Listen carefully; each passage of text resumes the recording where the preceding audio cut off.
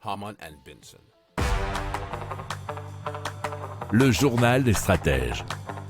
Alors la société Murmuration vient de remporter un contrat avec le CNES, vous savez, le Centre National d'Études Spatiales qui se trouve à Toulouse, pour utiliser des données satellitaires afin de créer une carte montrant le nombre maximal de touristes que peut accueillir une destination sans détérioration de l'environnement,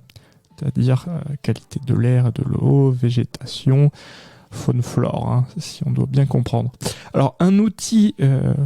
qui a été créé pour lutter contre la surfréquentation touristique qui sera construit donc avec les données de flux de population de l'opérateur Orange. C'est un petit peu le même système qui avait été utilisé pendant le premier confinement de mars 2020 où vous savez que Orange a eu les données de toutes les personnes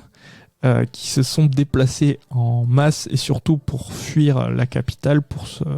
réfugier soit dans des résidences secondaires, soit dans de la famille, dans le reste de la France. Alors l'objectif du projet, qui s'étalera sur un an, c'est de créer une carte d'Occitanie montrant pour chaque destination le nombre de personnes qu'il est possible d'accueillir sans impact négatif sur l'environnement. Alors, une visualisation qui sera basée à partir des images du programme Copernicus et de 4 indicateurs, c'est-à-dire la qualité de la biodiversité, proximité avec des zones protégées, qualité et quantité des ressources en eau,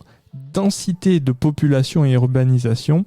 et aussi la qualité de l'air. Si vous aimez cette revue de presse, vous pouvez vous abonner gratuitement à notre newsletter qui s'appelle La Lettre des Stratèges, LLDS, qui relate, et cela gratuitement, du lundi au vendredi, l'actualité économique, technologique, énergétique, mais aussi de l'hydrogène, et puis de tout ce qu'on trouvera super intéressant pour votre vie.